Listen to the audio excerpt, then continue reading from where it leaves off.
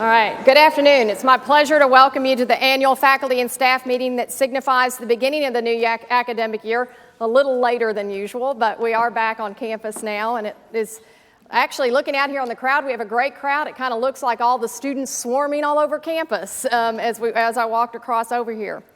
I first want to introduce the vice presidents, and so Dr. Dick Egelsair, Provost and Vice President for Academic Affairs.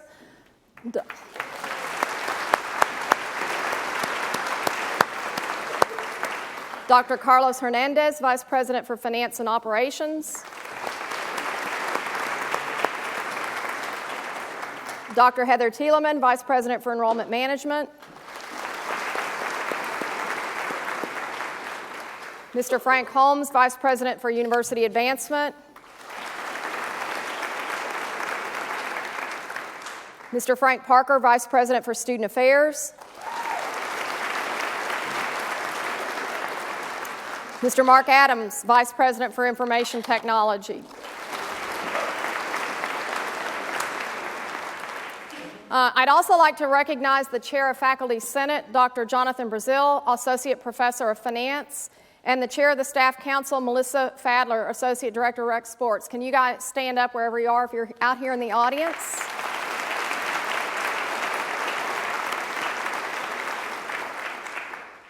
It's also become a tradition that we recognize the faculty and staff that have joined us since this meeting last year.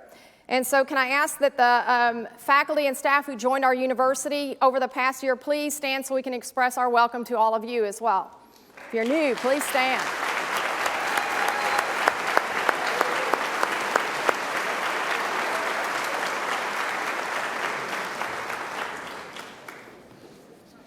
That was a pretty big group this year. As is customary, it's now my pleasure to present the Service Awards along with the Faculty and Staff Excellence Awards. As I call your name, please come on stage to receive your award. And actually, the Vice Presidents will come forward and hand their awards to their staff. So for the Service Awards for 20 years under faculty, we have James Bexley, Distinguished Professor of Finance, and Smith Hudson, Endowed Chair of Banking.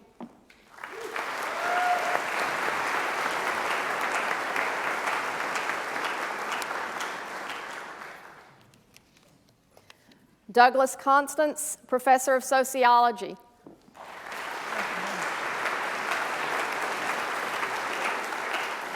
Peter Cooper, Professor of Computer Science and Chair of Department of Computer Science.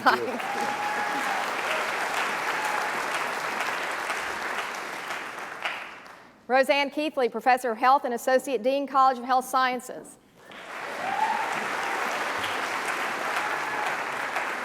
Sanjay Mehta, Professor of Marketing.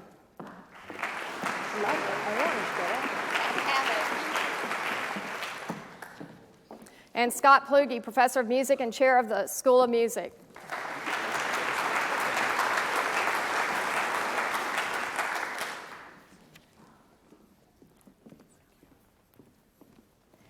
And now for the staff awards. Brian Miller, Associate Dean, College of Fine Arts and Mass Communication.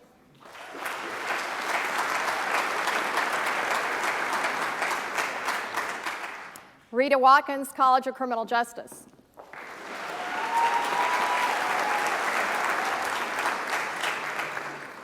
Pamela Haven, the Testing Center. Chairs this time. Thank you. And now for Dr. Hernandez, we have Cynthia Bennett, Human Resources.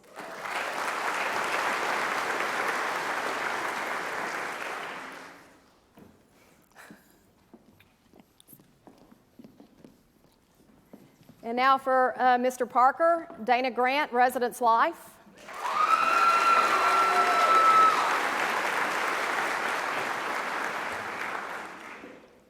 And Debbie Nichols, Office of Student Affairs.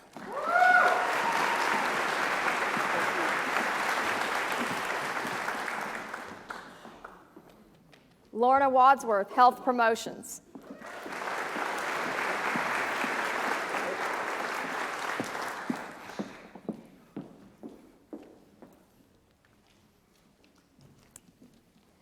And now for Dr. Thielemann, we have Marie Busby, Registrar's Office.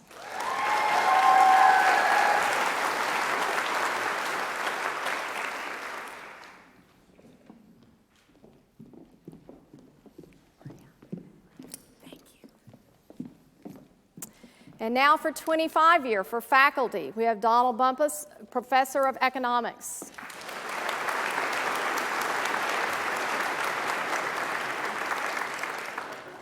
And Ruth Massengill, Associate Professor of Mass Communication. Thank you so much.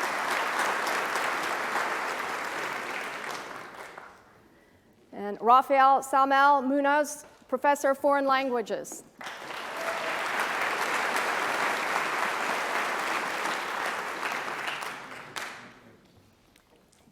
Jean Young, Professor of English.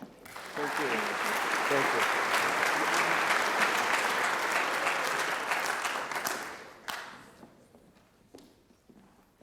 And Terry Operanazia, Newton Gresham Library.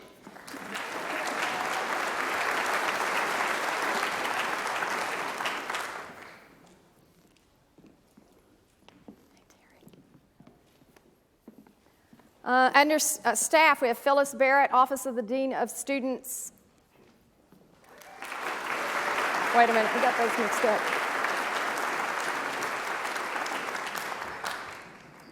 And, sorry, we got Cindy Albright, Recreational Sports.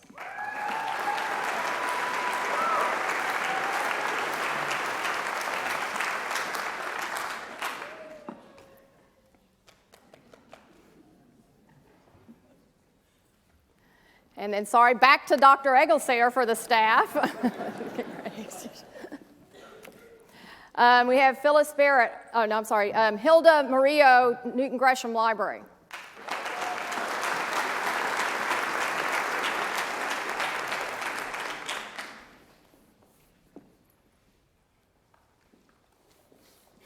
Doris Powell, College of Criminal Justice.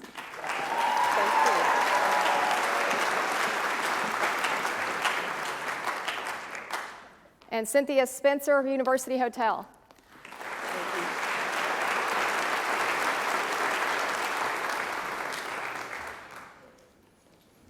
And Dr. Hernandez, Deborah Hull, Bursar. Thank you.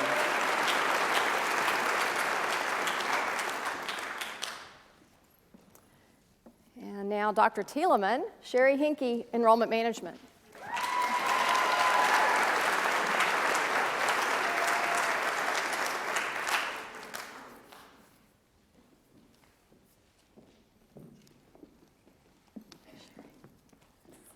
And then back to the faculty again. We have for 30 years, Dana Nicolay, Professor of Dance.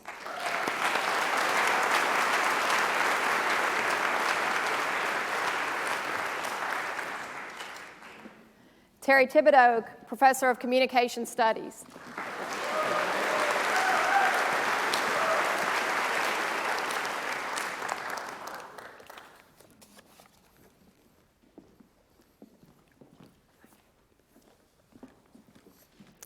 And now 35-year for the faculty, we have Brian Cooper, Associate Professor of Geology and Chair of the Department of Geography and Geology.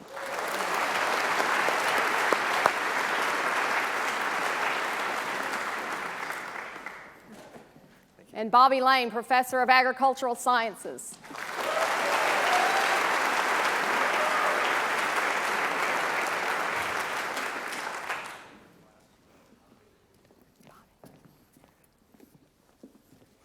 And now for staff under Dr. Egglesare, Jamie Tillerson, College of Criminal Justice.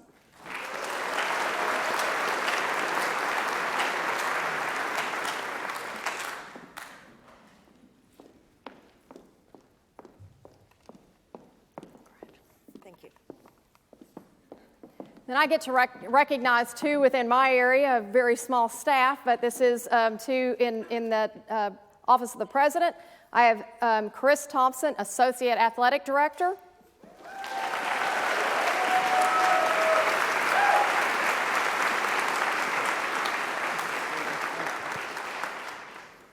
And Bobby Williams, Athletic Director.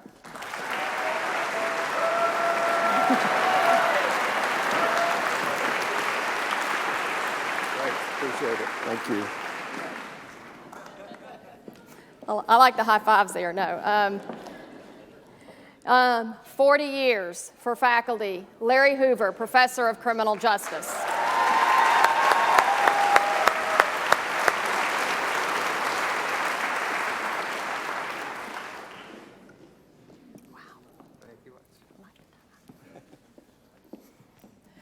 And now 45 year for faculty. We have Rod Adams, Professor of English.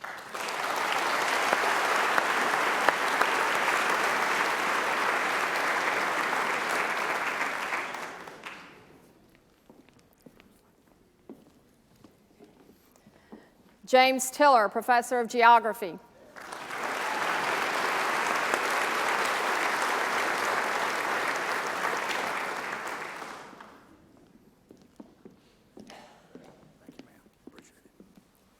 Also at 45 years, and you could categorize him in both places, we have Dr. Bill Fleming, Executive Director, Student Advising and Mentoring Center, and Professor of English.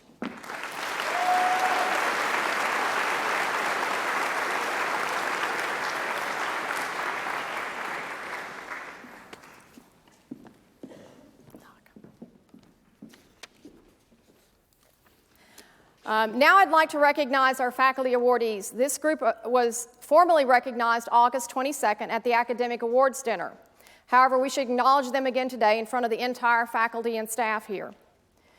At this time, we'd like to recognize the 2017 Faculty Excellence Award recipients. Please join me on stage as I call your name. Dr. Marcy Beverly, Professor of Agricultural Sciences, Excellence in Teaching.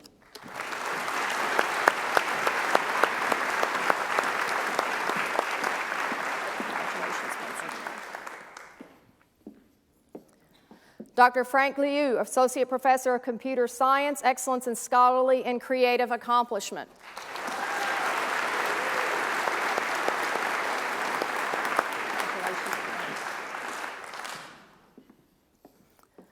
Dr. Tamara Cook, Professor of Biology, Excellence in Service.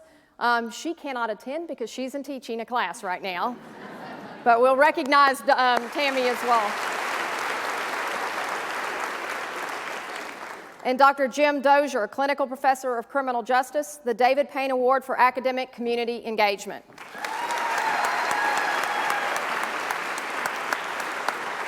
Thank you.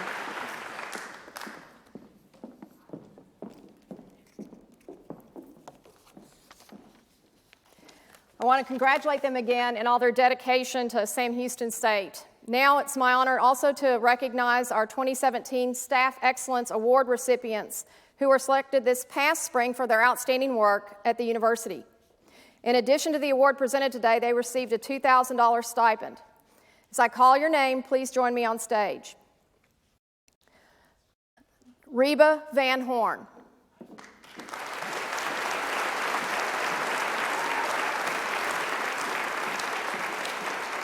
Reba is the assistant to the chair in the Department of Language, Literacy, and Special Population. Reba goes above and beyond to do her best every day. One coworker stated, "She is a consummate professional, thoughtful, confident, proactive, and always pushing us to do more and to value the work that we do." She manages a multitude of tasks and faculty requests, many of which are last minute, with a seamless approach that gets work done quickly and correctly. Another colleague stated, "Our department is on time with everything thanks to Reba's organizational skills. Her positive and professional attitude is infectious, and I believe she does this job so well because she believes in the mission and goals of not only our department, but the broader university mission and goals as well." Thank you, Reba, for the contributions you've made.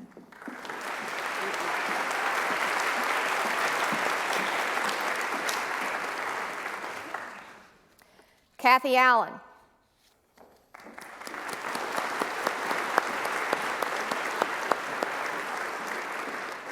Kathy is the Administrative Assistant for Texas Research Institute for Environmental Studies, better known as TRICE. Kathy is held in high regard by her colleagues. As one stated, she always goes above and beyond expectations of performance and has the best organizational skills I have seen. She brings a great level of professionalism to the university community.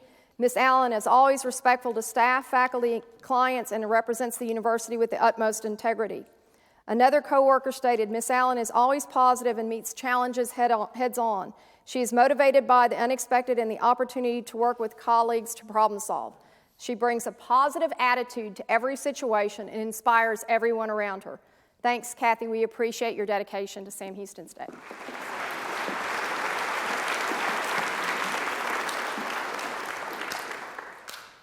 Christine Teal.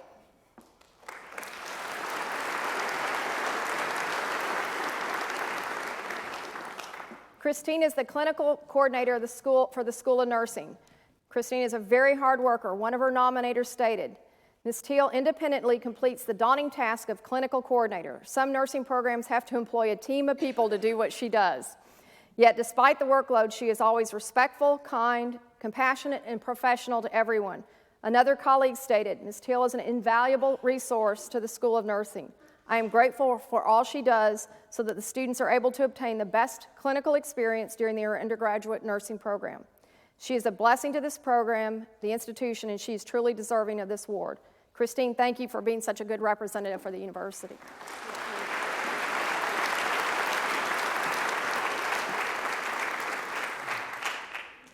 Dennis Stepp.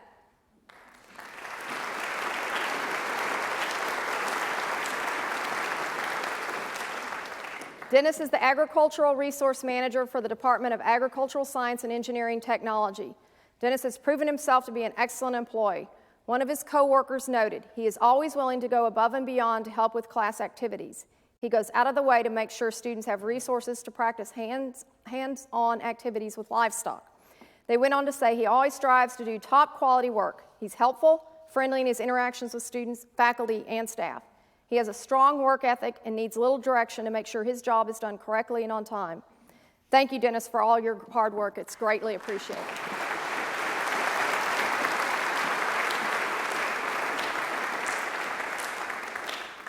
All right, we always have a couple of door prizes, so I'm going to do those.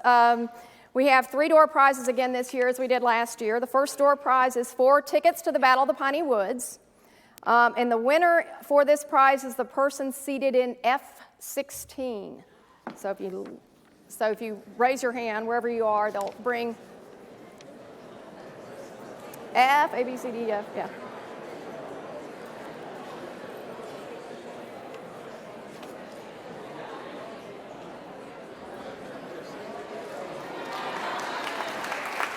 Oh.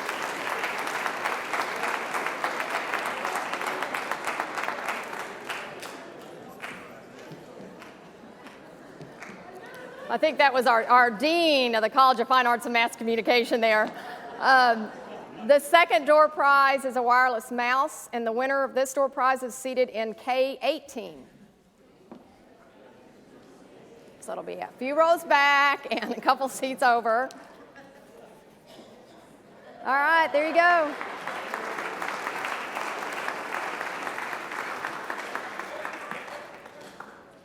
And the third door prize is a Sam Houston State University blanket, and that winner is seated in M4, is in Mary 4.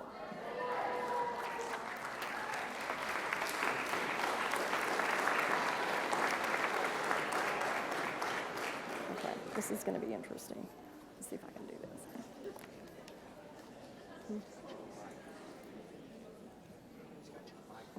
Oh, perfect, yeah.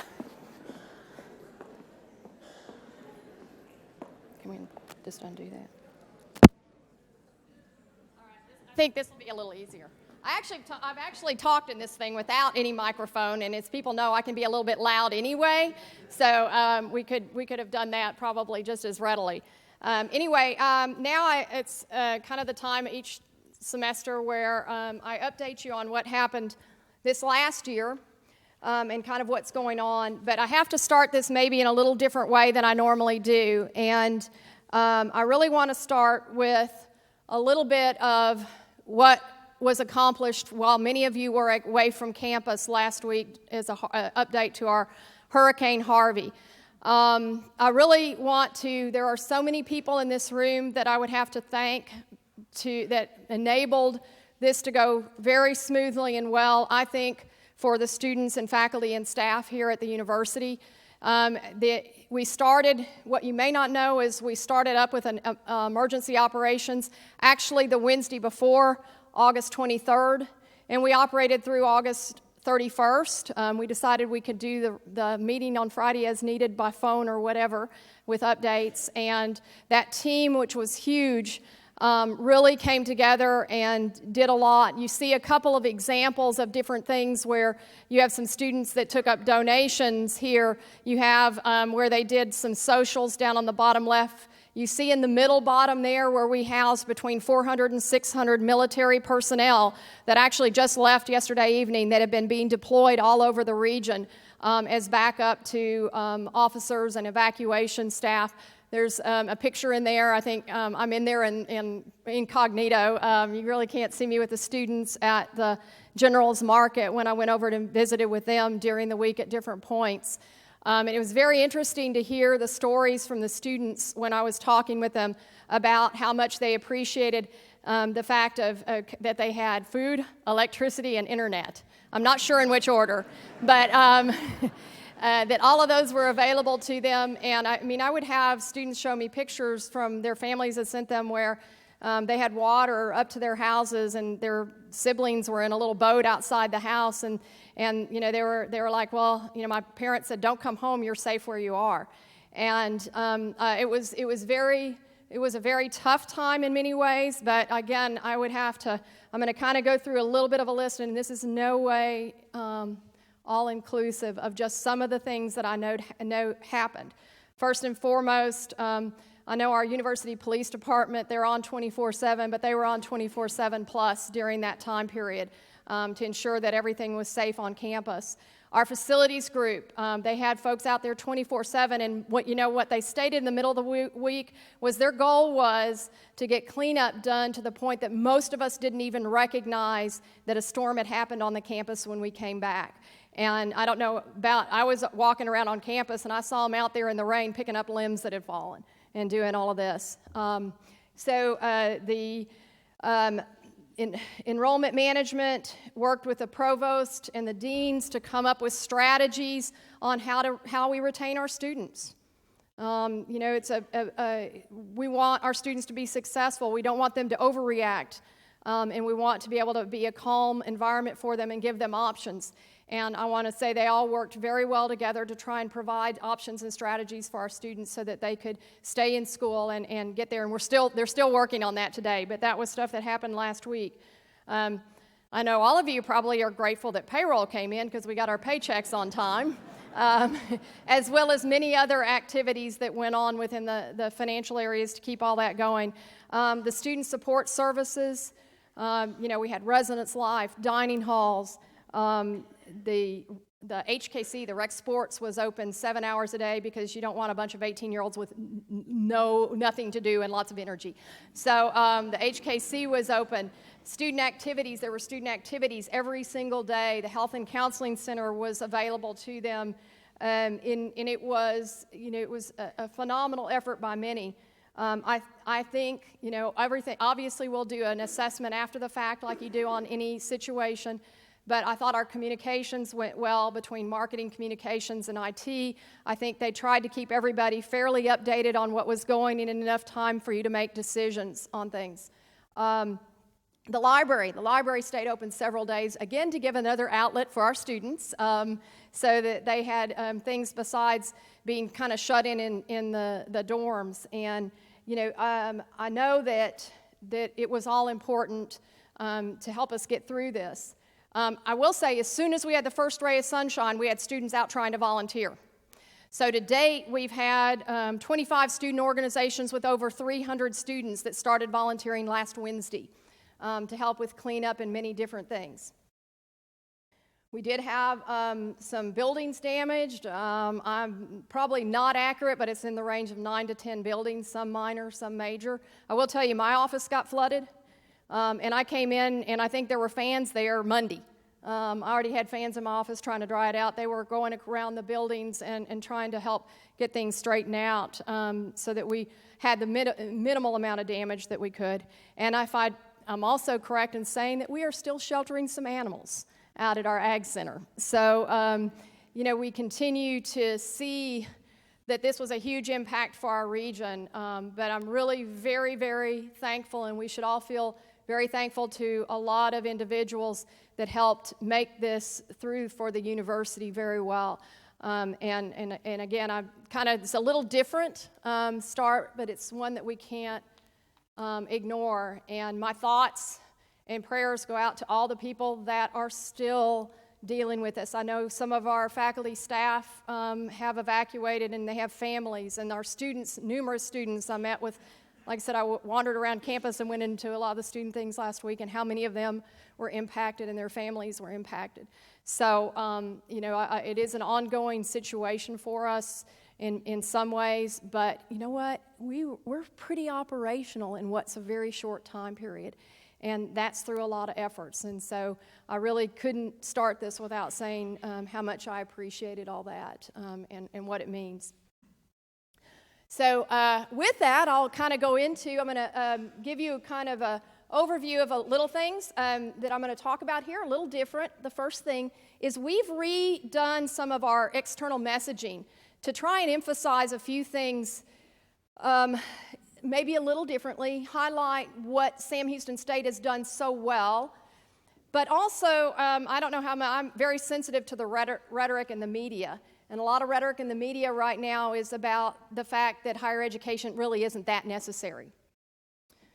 I kind of feel it is. So we're trying to use we try to come up with some different technique here. So you're going to see, I'm going to go through a few slides here that shows how we're trying to communicate that to a broad base of constituents that we have out there. Then I'm going to update you a little bit on our campaign, where that is. We might slow down a little bit right now and take a breather with some of the things that are going on, but we'll continue on with that. And then last, a university update on some areas.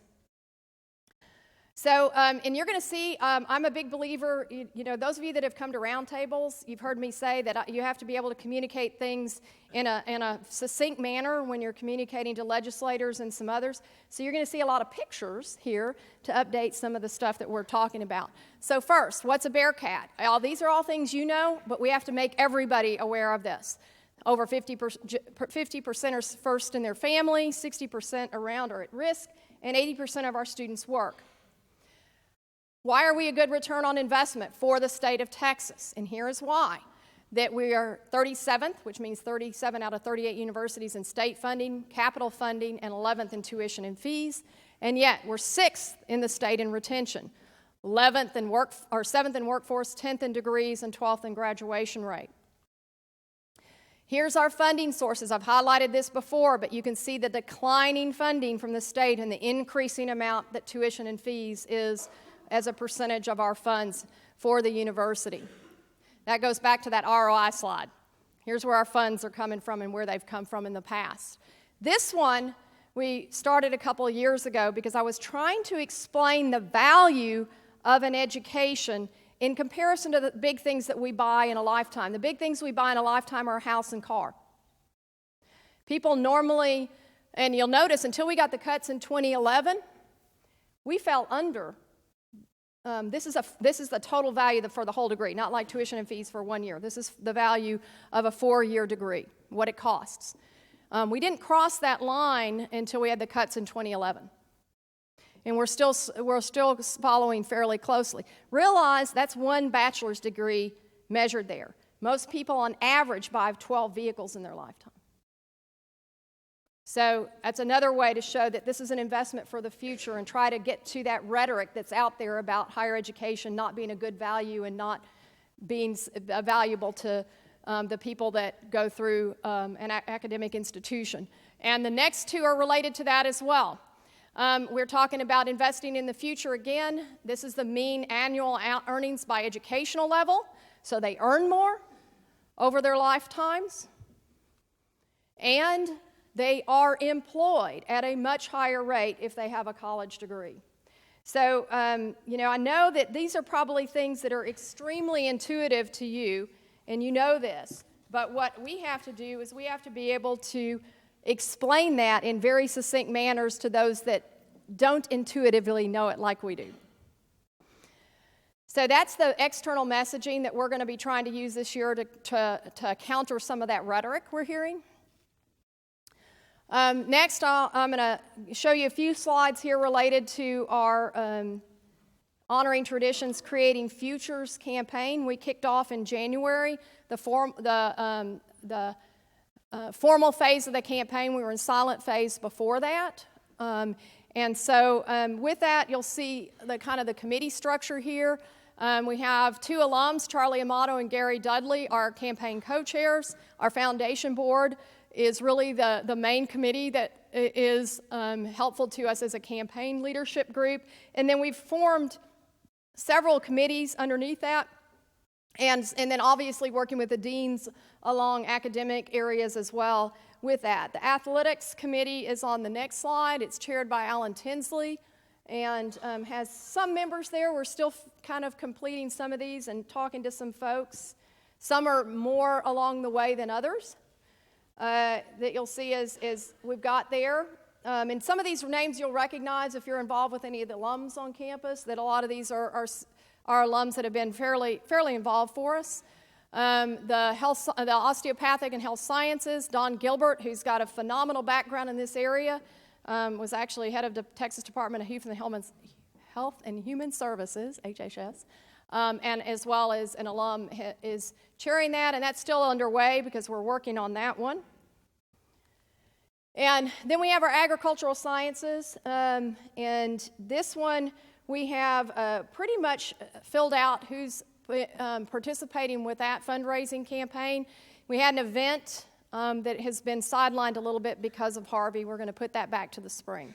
But we did have an event planned for this fall for the agricultural sciences area.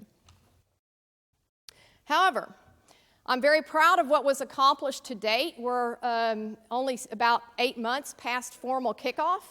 And 8 months, our campaign goal is $125 million. Eight months after formal kickoff, we have confirmed gifts and pledges of over $70 million toward that, and we have verbal commitments of a little over $30 million. So we're well on our way to our goal with this, and we'll continue. Obviously, we'd love to blow past the goal.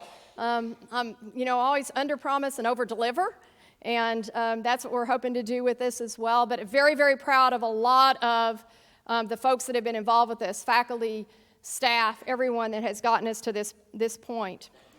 So you'll see maybe a little change in the next little bit with that, but we're going to continue on working with that. I think there's a lot of foundations and others that will be committed to the Harvey relief and should be, and so we'll continue to look at opportunities that as they exist. But then I want to talk and highlight a few.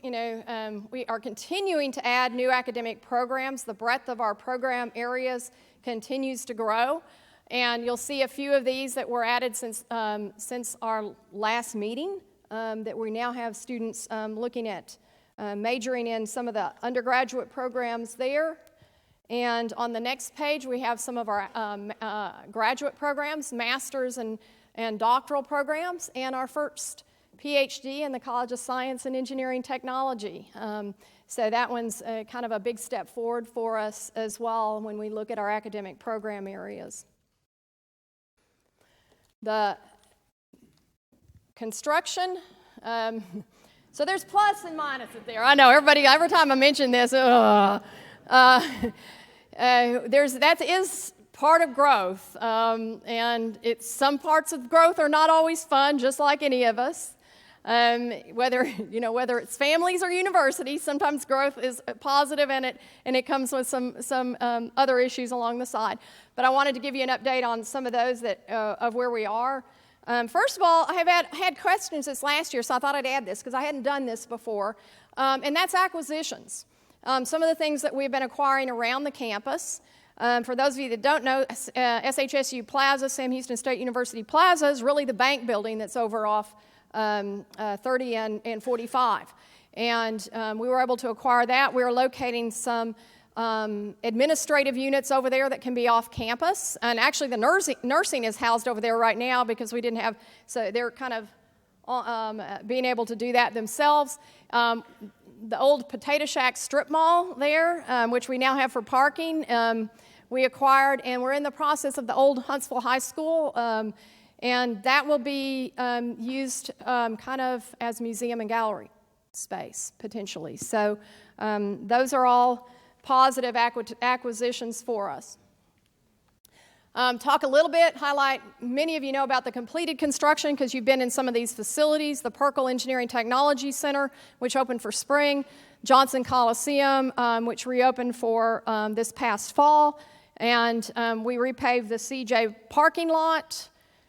We finished the Piney Woods Hall, that huge building on the south side of campus, over 700 beds, which is really very much needed. We are at capacity in our residence halls, even adding that. So it's been positive for us on that. The General's Market, those of you that have not had an opportunity to eat lunch or breakfast or something there, you should take advantage of it. It's very nice. And then we've added, these are two, not repaved, two new parking lots. The batch plant parking lot is the one that's kind of across the creek that is a low-cost lot if you're so inclined to walk. It's good for the exercise as well. And then the Sunrise apartment parking lot, which was a huge advantage of just being able to tear down those apartments more than anything else, but we got a parking lot out of it as well. So that was an acquisition last year that I should have mentioned, and that's a real positive for us as far as being able to add some spaces in that area campus as well. So some things that we have underway on campus right now. The Thomason building is being repurposed, as we say. Now that Ag and Engineering Technology has moved out, we're going to repurpose this and use this for an administrative building. It's much more, it will be much more beneficial, which means we'll move a lot of the units that are in the top of CHSS building over there at some point when that's done. We have the biology laboratory building that's under construction on the south side of campus. Right over here we have the Lohman Student Center addition that will almost double our size, if not double our size, for our student center, which we are desperately in need of. We have a golf facility which was donated by Robert and Aaron Steele that'll be going up at Raven's Nest for our golf teams. And so that was part of our campaign fundraising that's been accomplished. And then we have a lot of infrastructure projects. That's all the streets you see. The big thing with that is that as we grow, we have to increase the infrastructure, whether it's electrical, water, sewer, whatever. And so that's tearing up a lot of streets to be able to accomplish that. And hopefully most of those are, well, I don't know. They were planned on being done mid-fall. I'm kind of debating that after if you've walked past those now, and it looks like the Grand Canyon after Harvey. So they may be extended a little bit more than what we would have originally thought. And then we are adding an additional IT server facility, so we'll have a backup system to our IT environment. So we're so dependent on technology today. I will say that was one thing that was mentioned over and over by the students, that their cell phones always worked last week. So that was one of the most positive things that they took away from that. It depends on what's important to you. And then we're in the pre-construction phase on several other things on campus. I know several of you have been involved on the planning for the new art facility. The East Central plant expansion is looking at that. The Wood Forest Bank Athletics Center, which is actually going to be a renovated potato shack, will now be a Wood Forest Athletics Center with donated funds there. The Woodland Center nursing build-out, we're doing that for consolidating nursing programs. And the CHSS Communications Department, as that's, we're kind of planning that as that's moving forward, and we changed the Thomason building out. So all of that is a pretty thorough update of what's going on around campus. I know it makes for some longer walkways. I found that out a lot while I walked all over campus last week with boots and an umbrella, and realized that, but it's also very necessary with our growth patterns. Also wanted to give you a little bit of where we are with our budget at this point in time, because there's been some interesting rumblings and other things between the media and everything else. So I thought, let's put the facts out there and let folks know what this is. First of all, I wanted to give you a scenario at the big picture at the state level, and then I'll narrow that down for Sam. University of Texas, you'll see here, we didn't have, there was really no difference or very little difference in A&M and Tech as a percentage. Change in state funds means whether they increased or decreased from last session to this session and how much money they got from the state of Texas. And these are this was out of the Texas Tribune. These are the cuts they imposed on the university. So across the board cuts of, for example, at A&M of 1.5% across all the departments. U of H had about 3.5% on non-academic and 2.5% cuts requested through all the academic departments. I'm really proud to say that even though we lost just a small amount, about $500,000 in state money, because of our growth, and we had some increase in our designated tuition rate. We actually had a little bit of an increase in revenue stream from one year to the next. And so with that, we didn't feel like imposing any cuts as some of those others did, even with, I think, a somewhat positive outcome from some of their state budgets as well. But our growth really has minimized, for us, the impact of what we would have to look at with cuts. Now, I will say that we took a fairly conservative viewpoint on that on a merit salary increase, which all of you know for this year. But we are then going to show you some of the use of that funds that we did have as an increase. When you have an increase in designated tuition, we have a set-aside that is required by the state of Texas. It's called the Texas Public Education Grant, and that is for the neediest students. And so anytime we have a tuition increase, there is a mandated set-aside, and that's how much the mandated set-aside was, $1.2 million of that increase. Fringe benefits overall for both academic and administrative staff and faculty accounted for about $400,000. Administrative units, we added a few costs and about 8 staff for about, these are in millions, 0.8 million or 800,000. Promotion and tenure increases cost us around $700,000. And then the academic units, we added 17 faculty and 2 staff for around $2.8 million. And that's kind of how it breaks down within the academic areas of some of those allocations amongst the colleges, the provost, all the divisions within that area. And I will bring that up because many people always ask about the College of Osteopathic Medicine, and I'm going to emphasize again, they are self-funded, and their increases come from either donor or self-funded abilities, not out of our tuition and fee revenue streams. So I also wanted to keep you updated because there's been a few questions. There's a lot of detail on some of these slides, and I'm just going to highlight a couple of points out of them because of where we are. There is a lot. When I started doing this, I realized how much we've got going on in many different areas at the university, and it's interesting that some people in one area may not know anything about this going on in another area. First one is our new charter schools that we have available out of the College of Education. And you'll see the different areas where that is starting up and underway. And you'll see that this is based on current enrollments. We're hoping those will grow. It will provide an opportunity for our student teachers to get experience in charter school environments, as well as providing some good community service. This is what has been completed toward our movement toward a doctor of osteopathic medicine. We presented the board motion to the system in August. That was approved, and the doctoral application has been submitted to the coordinating board.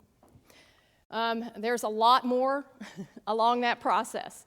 As most of you know, anytime you're developing, especially doctoral level programs, it's a long process and deals with accreditation and timeline. So you're going to see that we have quite a bit left to accomplish with both the coordinating board, COCA, and eventually at the end of this, SHSU. Since we're already a doctoral granting institution, they kind of come toward the end with that. Well, this is the highlighted view of the SHSU reaffirmation timeline. And the big target date you see out here on the left is the report due September 10th, 2018. Well, that's a year. So I'm going to show you in the next couple of slides some of the things that we've got to get accomplished before that goes in. Seems like a long way away. It is not for everything that goes underneath this. So, and again, a lot of this is very much underway, but it's a long term.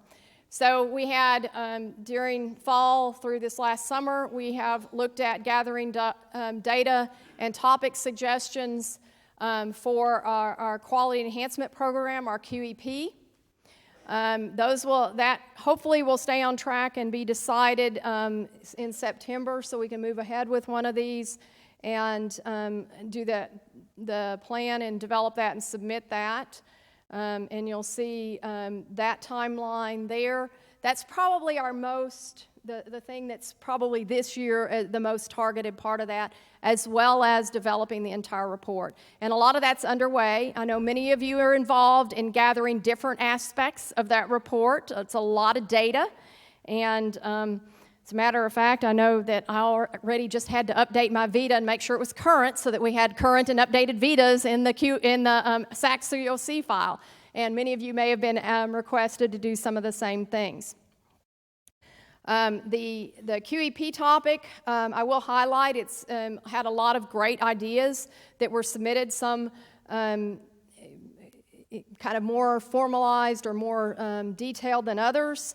We've had 3 town hall meetings, we've had some emails, and in the final result we had, besides ideas, we had 6 white papers that were submitted.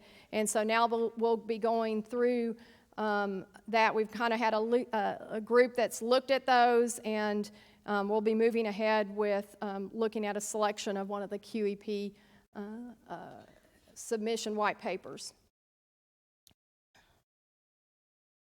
So the last thing I want to talk about initiatives, and I really liked, this is something that that has been being worked on across many units of the university. In some way, it's probably touched almost everybody in this room. And kind of at the center of this, we're trying to develop a graphic about all the things that are going on, and how do we describe this when it's lots of stuff. And it's all targeted at how do we help make our students more successful? How do we try and accomplish goals of educating more citizens in the state of Texas? So there's a lot of things behind this, quote, transformational model that we're looking at. So I'm very, very proud of the fact that right now Sam Houston State University is seen as somewhat of a leader in many of these different things. We had consultants on campus this spring that were funded by the Gates Foundation to look at some of the things that we were doing with this. And so here is kind of a little bit of an update within this idea of this transformational model. You see the Frontier set. We're one of 35 institutions and one of only 6 ASCU universities. We receive $640,000 over 5 years to improve developmental ed, redesign our academic advising, and enhance online education. And obviously we're going to use all of these to try and these strategic improvements across the university to increase retention and graduation rates. So with the other things that are in this area, you also will see reimagining the first year, and I've been to a meeting of that, and it's a lot of people move in and out of that, but it's a lot of faculty and staff that are involved in that reimagining the first year. And that is, we got, for some of that, as a part of that, we got some money from the Gates Foundation. We're looking at math education, because one of the things that we found for issues with retention and graduation rates is success with math. And so our proposal is around that. How do we look at that with continuous enrollment, a growth mindset? And I read Carol Swick's book, which was phenomenal, on the growth mindset. And it also ties into, at the state level, House Bill 2223. So that's the reimagining the first year that we've got in this transformational model. And then also we have the goals of 60 by 30, which is the Texas Higher Education Coordinating Board goals for the state of Texas in achieving more certificates, degrees, more educated population. Now, some of the goals they've set in that are not going to be accomplished with just the individuals coming out of high schools. We're going to have to educate more than just those groups to actually accomplish the goals that the state has set.